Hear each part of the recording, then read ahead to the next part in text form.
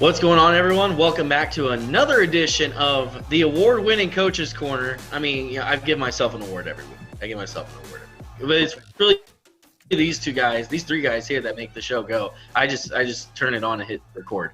It's James Williams of those Fort Bay Marshall Buffs, Sean McDowell of those Foster Falcons, and Dennis Silva II of VYPE Media, the man, the myth, the legend himself. Coaches, y'all both coming off big wins this past weekend for your teams. Really, I think kind of the topic for this week's show, and Dennis and I were texting about this before the show, is really development. Because really high school, it's really about developing athletes. It's about developing young coaches. I know this year at coaching school, talking about young coaches was a big topic because there were a lot of coaching jobs that were still open in the state of Texas in early August. Both of y'all were, young coaches coming into this business. How has this industry changed when it comes to a young coach coming into the industry now, and how do you help them get into the industry? And really, it's from the UIL standpoint and Texas High School Coaches Association, it's about keeping them in the industry. Talk about that a little bit, how the industry has changed for young coaches as they come in today. I think a lot of young coaches these days are in a hurry. Everybody wants to be a head coach and a coordinator in a hurry, and sometimes they want to skip some steps to get into that point. But, as far as the actual coaching and, development, I mean, that's got to be a premium. As a head coach, I'm sure Sean can echo this. I mean, we spend a lot of time coaching our coaches and, to run the program the way you want to be run or execute your vision or, day-to-day program, operations, you bring a young coach in. I have a couple young players, former players of mine that are trying to get a part of my staff, and I'm excited to have them on board because they've been a part of the program and they have ownership in it and they want to be a part of it. But, there's got to be, instead of being in such a hurry to jump up in there, but you really got to take steps to really improve, because that's when you're improving as a coach. That's when you're having experiences, because I've been with different coaches who had different philosophies, and I gained a little bit here and gained a little bit there. As you go along up your ladder to being a head coach, and you take notes and, keep opinions and keep philosophies that you like that mesh with you and what you want to do, and that helps build you as a coach and mold you to get to be a coordinator, get to be a head coach whenever your time is right. But I think those younger and earlier steps are very, very important and critical to developing you as a coach. And sometimes if you're in a hurry to get up there, you'll miss those steps and you won't be as prepared as you would be or should be when that opportunity comes your way. Yeah, I think the coaching profession has never been, more open with opportunities for young guys, because we have such a shortage of teachers and coaches going on right now. Like when I came in the business around 2002, 2003, I was trying to find a freshman football job and maybe a middle school job so I can get in the business. Now you can come fresh out of college and be a varsity football coach.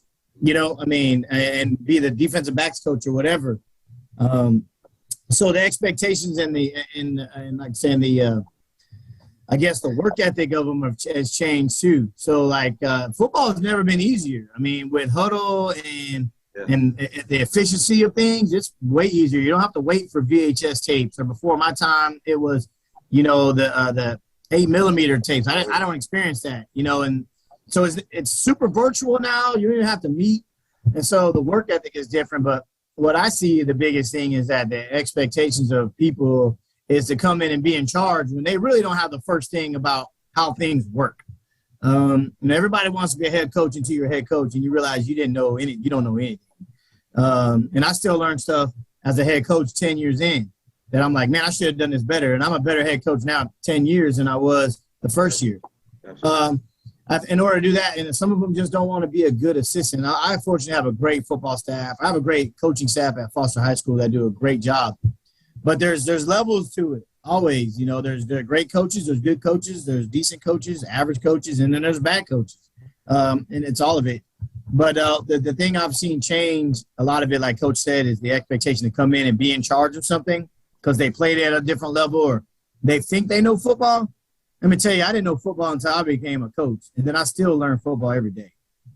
And then really the work ethic behind that is like a lot of coaches don't want to put in the work and the time to rise up through the ranks. Like we have a saying here, nobody's above the broom, which means if you're too good to sweep or pick up laundry or do whatever, then you can't work here because I'm going to do the same thing. So if you emulate what I do, then you're going to be just fine. Because the speed of the leader is the speed of the pack. You know what I'm saying? It's all about developing and setting the example. But man, they got to want it too, and that makes it very, very tough. I want to ask you all, what do you know now? What is something you know now, being through this, that you wish you would have known when you started out in your coaching careers? Oh, that's so many things. That's a long list of things there.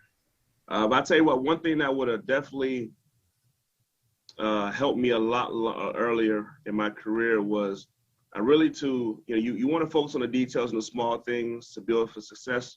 But sometimes the little things, even outside of football, you can't let it tear you down. So I was one of those that put the world on my shoulders. Everything that happened within this athletic department was on my shoulders, and I worried about everything. I was stressing over everything, staying up late at night, and so it really consumed me till I realized, and really you learn what's important, what's not as important, what to put first, what to prioritize. I have a to-do list. I keep it every day on my desk, a whole to-do list of what I need to do, and just being organized and really know what to stress over and what to really focus on can help me out a lot, because I dealt with a lot of stress and anxiety in my first few years of being a head coach, because just like Coach said, we're learning to be head coaches, and we're still learning things to this day. I'm 12 years in as a head coach, and I'm still picking up things all the time, but there's a certain things to stress over and to really focus on with other things that, it'll be okay. It'll be okay. Just, you keep going. But I think just keeping your focus in the organization early on would have helped me out a lot.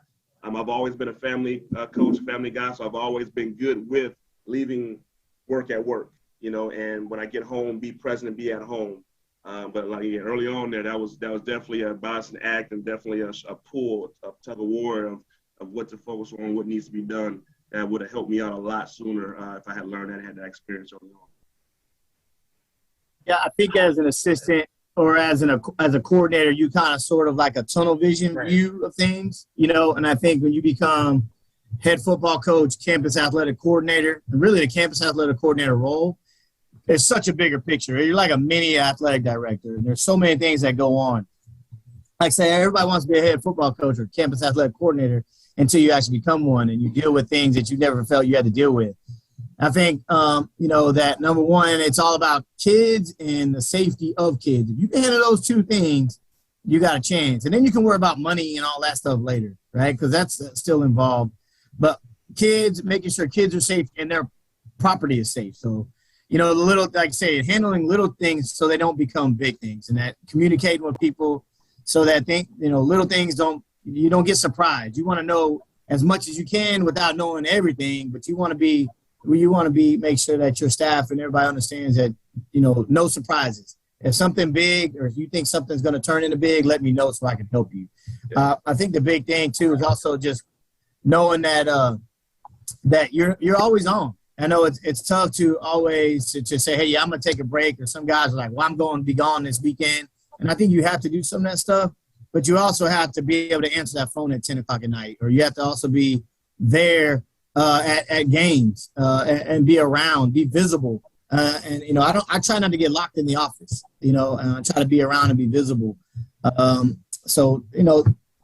I think if, 10 years ago when I got into this job, I kind of knew what it was about, but you really don't know until you sit in the chair. And then when you're supposed to be at football practice and you're dealing with a swimming issue, or you're dealing with a volleyball issue that ain't even yours, really.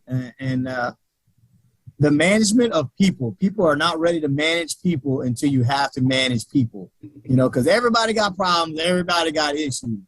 And so it's all about managing people. And there's a way to do it, and there's a way not to do it, and everybody has their own deal. But that's definitely a thing that people have to learn, because that's definitely a skill that they have to master, is managing people. Where do you all start when it comes to developing young athletes, and you have these kids coming from middle school, they're going to be freshmen, and no matter how talented they are, do you have a base? Like, do you have somewhere where you start and then build from there, or do you take each case on its own basis, so to speak? I don't know if I'm Yeah, no, our developmental process starts, obviously 7th grade football, they start playing football. We try to learn their terminology, try to get those coaches to at least let them love football and want to continue on to 8th grade. And then the 8th grade looks a little bit more like freshman football. They're trying to run our plays and have success. And then really for us, freshman year can kind of feel like a little bit like 8th grade football because there's so many of them. There's less coaches involved sometimes. But really the developmental part of us starts in January with off season. I mean, that is where we go. That's the first quarter of our season. So that's where we're installing like our core values, our culture, our routines, our norms. I mean, everything starts for us in off season. And it just continues on throughout the season. So like what we install and do in off season permeates throughout the whole year. But it's an ongoing process as far as academically, communicating with parents and teachers. I mean, it's a whole big old developmental process, not just physically, but, character-wise, using personal stories and stuff through coaches and using Stephen Mackey 2-word stuff that we're big into, just trying to develop not only them as an athlete, but as a whole child, as a whole young man or woman, because I do have a female football player, but, just it's trying to develop the whole kid in correlation with what they do at home and here, because it's all kind of put together. So it's a process. It's intentional, and it's definitely needed. Yeah, I agree with that as well. That freshman year, you want to come in and again, introduce them to what it is to be a part of your program. What your values are, what the expectations are. Start from scratch. I like to do it as a group. I think at that level, you don't necessarily worry about different levels of kids or where they are, but take them whether it's all together the same thing, they all learn the same thing, working the same work, doing the same workouts, expectations in the school building, expectations character-wise. So I think that's a big and the biggest time where we're really trying to mold them into what it's like to be a football player in our program. So that's done early on. And like Sean said, we can get down to the 8th grade and be a part of their program, be at practices, have them at our practices, have them at our games, and they're seeing from afar what you're going to come into. You can start that process sooner. But when they get on campus, because like right now in the fall, we don't have time to go through off season right now because we're in season. So we have to worry about games and practices and things of that nature, learning our systems. But we do, as soon as possible, want to get to a point where we are teaching them what it means to be a player in our program. And again, that starts early on. And then really once the season's over, then we'll put the pads aside and say, okay, here, this is what we're doing. This is how we're doing. Let's go. Is it tough to balance the development of a young man and align those principles and values and with that of their parents? And how do you balance that relationship? And how do you where there's everyone's on the same page as far as developing a young man? And is that difficult to do, or do you often find to where you have your own ideas as far as how to develop the young man, and whereas the parents have a different vision or different ideas they may abide by? I think there's always going to be some sort of vision of where they see their player and kind of where we see the player. I think a lot of it comes into communication and having an open line of communication and an open door. Like, for instance, if we feel like this young man is going to eventually be a defensive back and not a wide receiver, right. Obviously we're going to talk to the player first because we want to do right by the player, but we also want to do right by the team. Yeah. And so that needs to happen. Obviously we're going to communicate with the player. And then if the parent has issues or want to know, we'll do that and we'll talk to them and explain why. And then, at the end of the day, they got to make decisions for their kid, and we're going to make decisions for their kid. Hopefully it's the same decision. And then that's the athletic side of it. Right. And so, but the other side of it, the character building and becoming a young man side, I've never had any issues with that because we're all speaking the same thing as far as how to become a great young man, how to live your life in a way that should be, the way we should all be doing it. Accepting everybody and being honest and truthful and being, a guy that you can be counted on, accountability and responsibility. Nobody should argue those type of things, right? I mean, right. Don't teach my son responsibility. Well, come on, you know what I mean? Like, Now, we might teach him responsibility the day that he didn't bring his shorts and he's bear crawling on the turf. You know, that is a way to do it too, right? Yeah, right. But it's all together. So it's a whole child. And to be honest with you, in 20 years doing this, we've never had really any issues on any of them. You know, as long as it is having a relationship with the parents and that child and the kid, the player, to understand the big picture. You know, we've had a lot of kids that didn't like the position change, didn't understand it, and then, man, they had an opportunity a year or two later to go play college football in that position we changed them to. You know, so it's like we can be dummies, but we're not dumb all the time, right? You know what I'm saying? Like, so I think, but it's really not that difficult, especially on the character side of it all, because we're trying to raise them to be respectful and admirable young men. And on the football side, you know, it depends on who you talk to, whether I'm a good coach or not, you know, so. Very true. You know, I agree wholeheartedly with that. You know, communication with the parents is important so they know exactly what we're doing, you know, what programs we're using, what character programs we're using. You know, that's why parent meetings are important. That's why that communication is important. I'm really big on shooting emails to my parents and communicating because I want them to know everything we're doing. I want them to know where the program is going, what we're focusing on. I'm a parent myself, so that communication is important. So like Sean said, you know, in all the years, we've never had an issue with them because they know we're trying to build men. They know we're trying to prepare them for their future, prepare them for college. So that part is a given. So as far as a position in the football aspect of it, you know, I don't think we're ever good coaches around here. I mean, we could be up by 40 points if we're still doing something wrong. I mean, you know, and I've had a parent, you know, had a kid who's one of the best defensive players in Houston say that, you know, he needs to play offense. And I'm like, well, you know, he's going to get a scholarship on defense. You know, he's going to get opportunities on defense. They're equal. Scholarships for college are equal offense and equal defense. He's going to get opportunity, but the parent was so strongly about the kid had to play offense to get a scholarship. And I was, you know, like, no, that's not how it works. But you have to take the time to explain it to them, explain the recruiting process, explain why. I always say we have to have a why in everything we're doing. So if we're just not putting the kid over there just because we feel like putting him at receiver or feel like putting him at offensive line, but there's a reason for it and why we feel it's best. And I tell our parents, you know, our decision we make, I got to be team focused first. It's got to be team first, individual second. Because if we're listening to every parent that has an opinion on what we should do or what plays we should run or where guys should play, it'll be chaos over here. So that's trust. The big word is trust. Trust that what we're doing is best. Trust that we're putting in the effort and the time to be successful. Trust that we know what we're doing. And that we're going to put the kids in a position that they're best to make them successful. And that may be a little different from what they see, but at the end of the day, you know, we put a lot of time and effort into this. You know, we live this, you know, we're around these kids more than we're around our own. And so it's important to us as it is for them.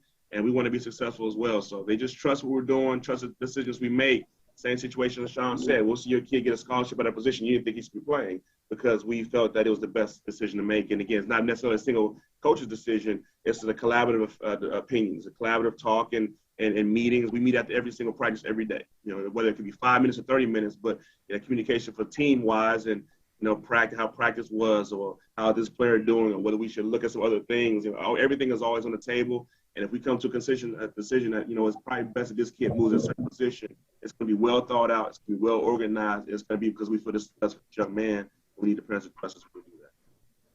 So. Yeah, I think Coach Williams will parents are stakeholders in our program. Like we need parents, right?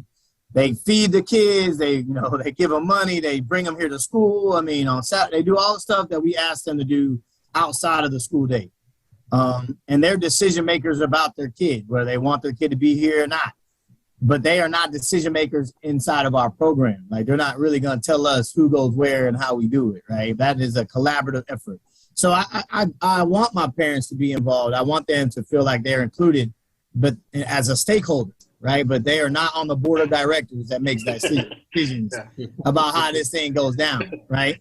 Right. They can get on whatever app they want and complain, right? But I really don't care. So we try to do right by kids and by this football program. Absolutely. So. Yeah, it's like for parents, it's like the coach is not intentionally putting your kid in a bad situation that is going to hurt their scholarship or hurt this or hurt that. They're not over here tanking the season because they get the #1 draft pick in the high school draft next season. It's not happening. It's not happening. And unfortunately, every kid cannot play. I mean, it was varsity football. You got to play your best out there, and unfortunately, every game, every kid can play. Every kid can start. It's just the unfortunate part of it. Yeah, it's tough for a 16, 17, 18-year-old ego to understand their role, and it's tough, man. It's tough. Shoot, I went through it too as a player, but everybody has a role in their team. It might not be what they want that role to be, so. It's very true. 1% better every day, you know what I'm saying? 1%, got to get 1% better every day. Right. That's it. It's very true.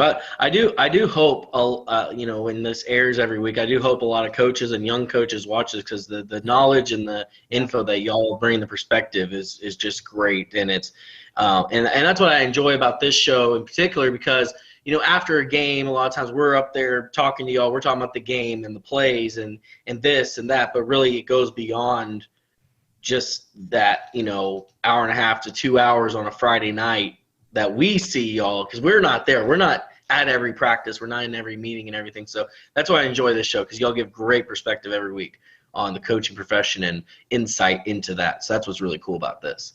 We also get to do pick'ems, where Coach Williams, by the way, the only one to pick Hightower, upset a man. Well, how about them apples this week? Good for him. Good for them. Wow.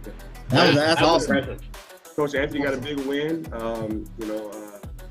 He's trying to change that culture and do good things over there, and they have the clientele to do it. And I think he's going to do a great job. My defense is tough. They're playing well. It's really, really tough. So I kind of leaned on with that pick, and they did a good job. 16-12 final score. Wow. I would never thought that, but it happened. Yeah. It was a crazy final score. And so with those picks last week, the updated standings coming into this week, Coach Williams and Coach McDowell both went 4-1 last week and are currently tied for first place at 18-7 on the season. Dennis Silva the second, 3-2 last week, 17-8 on the season, one game back. And I'm just gonna punt on the rest of the season. I'm now 15-10, 3 games back. So I don't know if I'm catching up at this point. Once you get behind, I think Silva's got a chance. He's got to make some bold predictions. But goodness gracious, the games this week. First one we'll start with is our Thursday night showdown presented by Guarantee Bank this week. It is the Bridgeland Bears taking on Cy Woods, Connor Wigman and company, back at it on AT&T Sportsnet, which, of course, you can watch that on your cable provider with Todd Freed and Matt Malatesta. Shameless plug for our VYPE game of the week there. So it's Bridgeland and Cy Woods this week. I'm still riding the Bridgeland train. I think they they are balling. Connor and that whole crew. I think Coach Ratfield and them guys they're feeling it. They're loving it. Scoring a lot of points, playing great defense. Obviously, I think Connor has a chance to probably be the player of the year if he keeps on rolling. Yeah. What a catch for Texas A&M too, golly. So I'm going with the Bridgeland Bears on this one. I'll second that. I'll go with Bridgeland as well. And to those guys getting knocked off, I think they're building up confidence. They're playing well every week and finding a different way to score and win. And so I feel confident about those guys. Cy Woods is sitting at 2-2 right now, and won a game last week against Cy Falls, and they're playing some tough opponents, so they're getting battle tested. But I definitely think that Bridgeland for this one will be able to outscore. Yeah, I'm going Bridgeland too. I'm sure A&M right now could use Connor. I'm sure they're seeing, double checking, trying to see if he doesn't want to leave school early maybe. But Connor's just playing out of this world. Like, you can tell he just has that experience. He just has that know-how, that confidence. Like, if you told me if he's going to step on A&M's campus right now, I think he just has that swagger about him that he knows he's good, and that's half the battle. Just believing you can get the job done. And he's playing remarkably, impressively right now. And I don't see anyone really getting tested anymore until probably the playoffs, maybe, because they're just on a offense. We knew they could put up points. Defensively, though, they've been very impressive. They've been very strong. Yeah, I'm going to go Bridgeland as well. I think Connor Wigman is just I think he's just too good. I think his offense is too good. And I agree. I think The Aggies are probably wondering. They're like, hey, by the way, can you graduate like next week? Because we need a quarterback really bad. I mean, by the way, quick note in that game, Malik Hornsby going in and playing some quarterback for the Arkansas Razorbacks. I didn't watch the game on Saturday afternoon, didn't get a chance to, but that was a kind of a cool chance. Some former Marshall buffs in that. Hey, I think Deuce Father started at right tackle. He did. That is right. Yeah. And then Bryce Foster starting at center. So yeah, a lot of west side, southwest side flair for the Aggies this past. Looking good.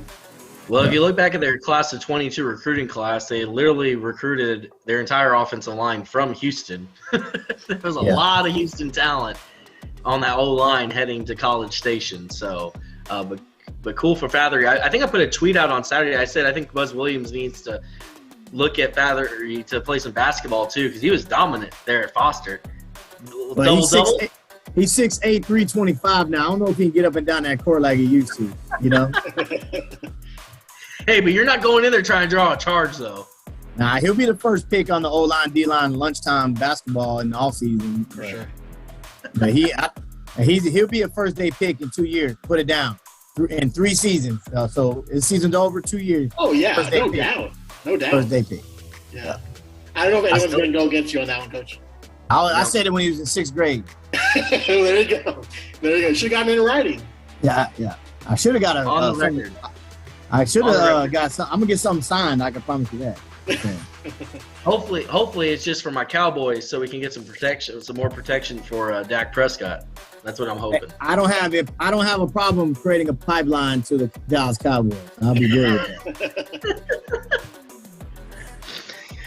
So continuing our pickups, next one up, 2 undefeated teams taking each other on. District play starts for them. Summer Creek takes on CE King this week. Really the first big test for Summer Creek. Their schedule up to this point has been okay, but this is going to be really the big first test for them as they take on CE King. That's definitely a good one. 2 undefeated there. What I like about Summer Creek is they're scoring a lot of points. They've done a good job this year, scoring a lot. Tough pick, but I was actually at the CE King Huntsville game. I checked that game out, and I saw CE King look very, very impressive. They got some nice athletes over there, some really nice size. Their center is unreal. He's a great player. I think he may be going to A&M. I'm not sure, but he's definitely a great player. So 2 good undefeated teams. Coach Harris has done a great job over Summer Creek, and he's really trying to make their playoff run this year. But I think I'm gonna go with CE King. They're different over there these days and doing some great things. So I'll go with CE King. Yeah, I bet against CE King one time, and that was a Ridge Point game. So I learned my lesson. So I'm gonna go with CE King. I think it'll be a good, tough game. I think it'll be a physical game. But I don't see CE King losing this one. So I'm taking CE King all the way on this one. I'm taking King too. Just the Ridge Point win was impressive, but then coming back and beating Huntsville the next week, 49-6, was also kind of an eye opener for me. Like you said, Summer Creek hasn't had quite the schedule that CE King has, and I think that's gonna make a difference. CE King kind of had 2 really, really strong opponents and came out with W's, and I think they'll come out with another one this week. Yeah, I think so too. I think for me the Huntsville game was huge for CE King. You go out there and you beat a team like Huntsville like that.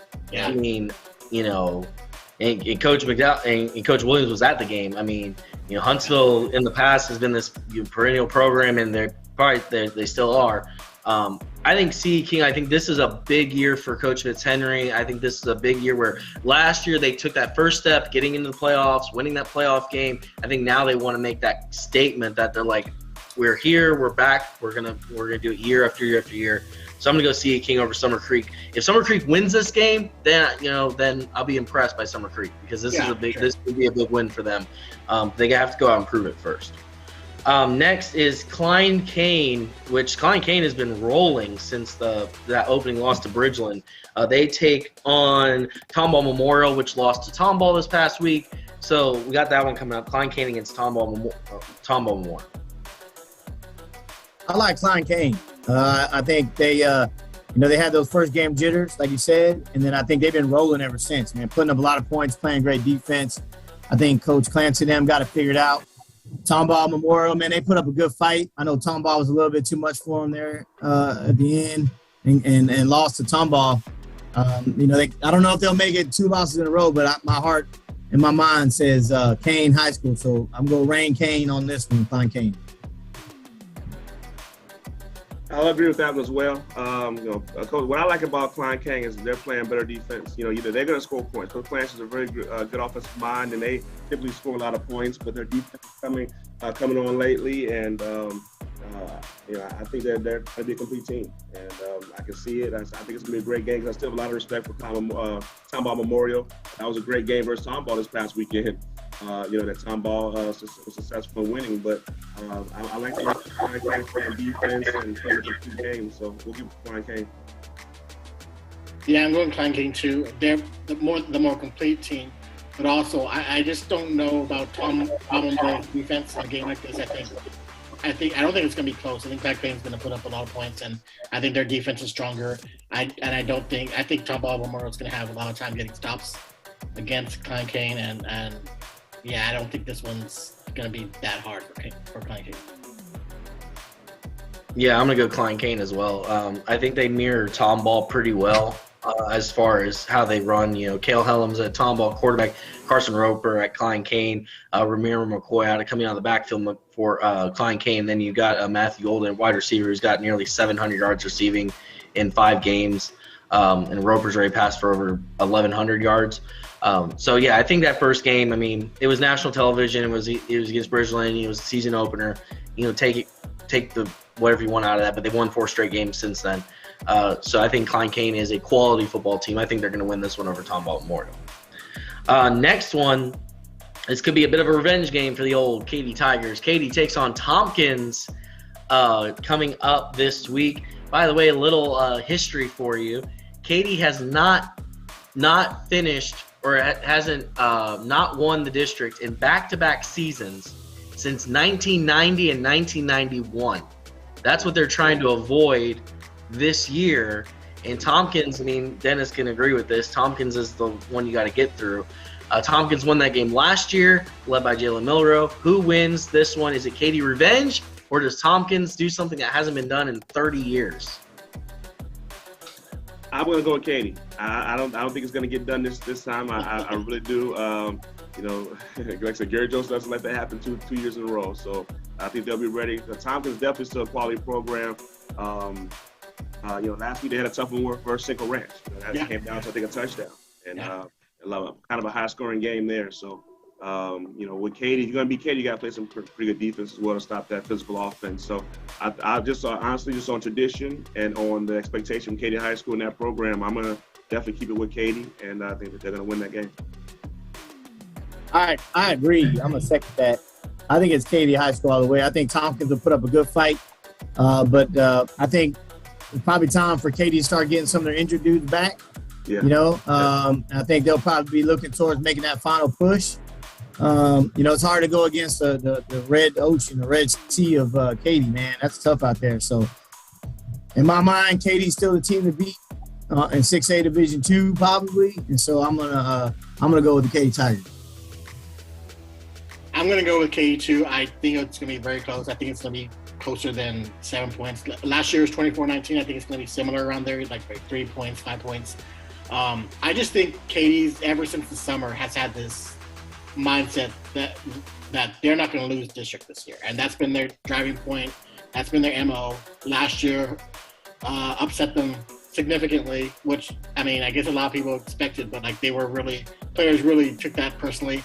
I'm very excited to see how Katy comes out in this particular game. They very rarely have games of this emotion and magnitude in the regular season, and I think they'll be prepared for it. But I also think Tompkins is better than a lot of people are giving credit to. As far as, I think their offense is a lot better than people thought. Their defense is their defense. They're strong defensively, and they have a great culture there. Their offense, though, is electric, dynamic, versatile, diverse, can do a lot of different things, more than they've been able to do in the past. It's going to be a great game, but I think Katy barely edges Tompkins. Barely. Okay. So everybody going with the Katy Tigers. Well, last time I checked the standings, I'm 3 games back. Do you know what? Tompkins is going to do something that hasn't been done in 30 years. They're going to hand Katy another loss. I think the offense is good. I think, last year, I know Katie's going to come revved up. I know they're going to want to knock out Tompkins. I just don't know if they have enough to do it. I think Todd McVay, what he's built over at Katy Tompkins, this is kind of like a big brother, little brother kind of thing at this point. I think it's going to be really close. I think, Tompkins wins by, 3 or 7. It's going to be super close. Tompkins fans are going to be revved up because they're going to be like, we want to win district for a second straight year. So I got to make up some ground here. So hopefully I haven't made Red Nation too angry at me. But I'm going Katy Tompkins. I think they win the district for a second straight year. And, for Katy, though, Dennis, last year they didn't win district. They went on to win state title number 9. So yeah, and that's the second time they've done that. So I don't think it matters in the big scheme, big picture. But talking just to the players and the coaches this summer, they took that personally, losing district and losing to Tompkins.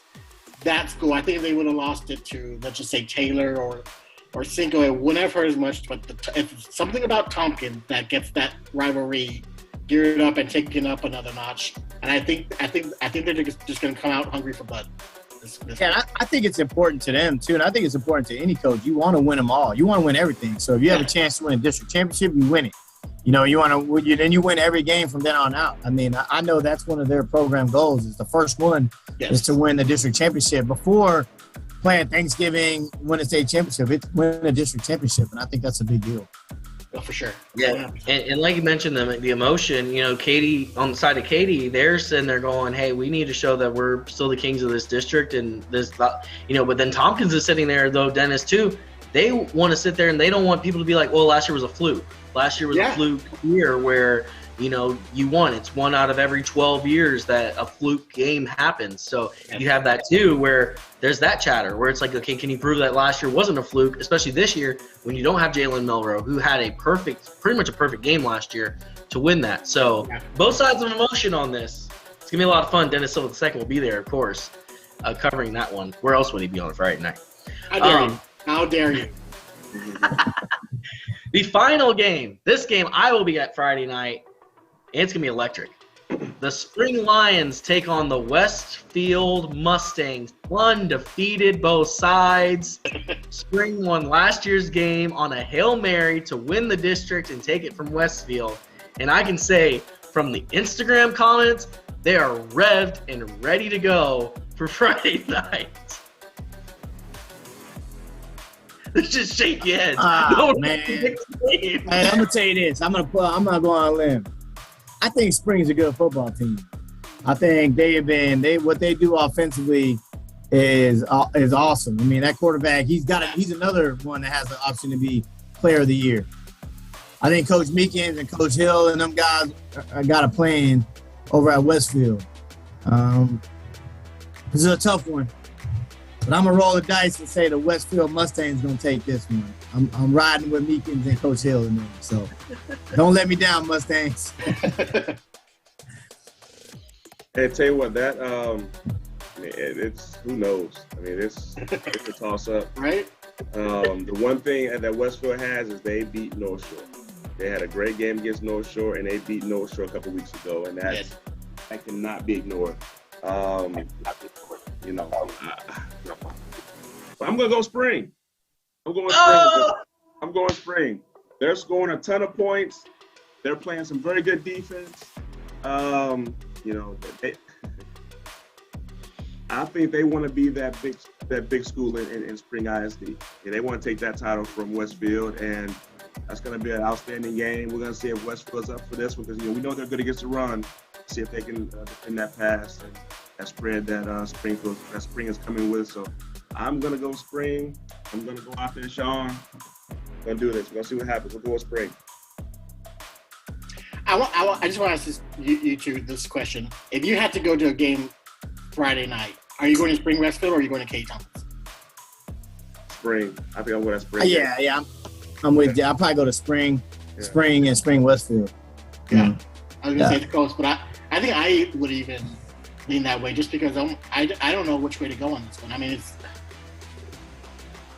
Maybe I will go to Spring and Spring Westfield Friday night. Where were you going? So maybe they don't need me. They don't need me.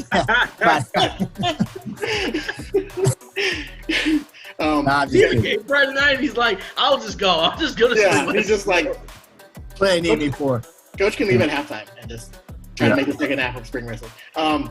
I'm going to go spring just because Bishop Davenport, I think, is another one of those guys. We think of Connor Wigman, and Bishop is just having a crazy year. I think it's going to come down to maybe, like last year, where it came down to one of the last plays of the game, and they were able to get something going.